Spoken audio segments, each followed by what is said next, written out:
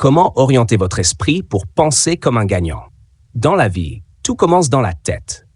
Tu peux avoir du talent, des idées, même des ressources. Mais si ton esprit n'est pas orienté comme celui d'un gagnant, tu tourneras en rond. Parce que ce n'est pas la réalité qui bloque les gens, c'est la manière dont ils la perçoivent. C'est le mindset, l'état d'esprit, qui fait toute la différence entre ceux qui réussissent et ceux qui abandonnent. Aujourd'hui, je veux te montrer comment orienter ton esprit en mode gagnant et non en mode perdant.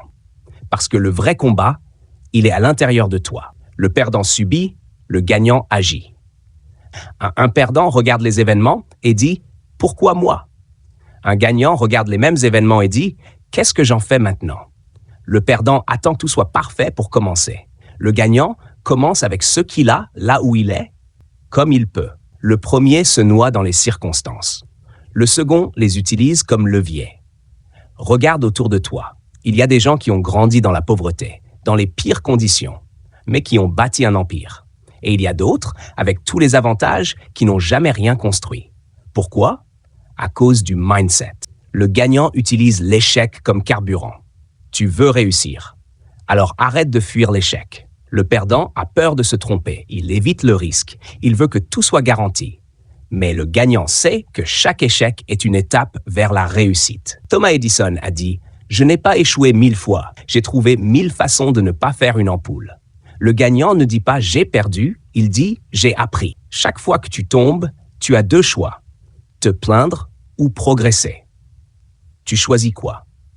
Le gagnant remplace les excuses par l'action. Je n'ai pas le temps. Je suis trop vieux. Ce n'est pas le bon moment. Toutes ces phrases ne sont pas des réalités. Ce sont des excuses.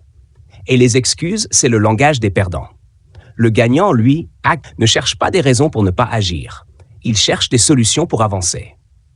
Même s'il est fatigué, même s'il doute, même s'il a peur, il avance quand même. Il sait que ce ne sera jamais parfait. Il sait que le bon moment, c'est maintenant. Tu veux changer de vie? Commence aujourd'hui, pas demain. Le gagnant choisit ses influences. Entoure-toi de gagnants. C'est simple, tu es la moyenne des 5 personnes que tu fréquentes le plus.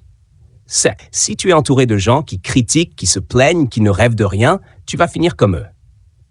Mais si tu t'entoures de gens qui te tirent vers le haut, qui te challengent, qui osent, ton esprit va se calibrer automatiquement sur le bon niveau.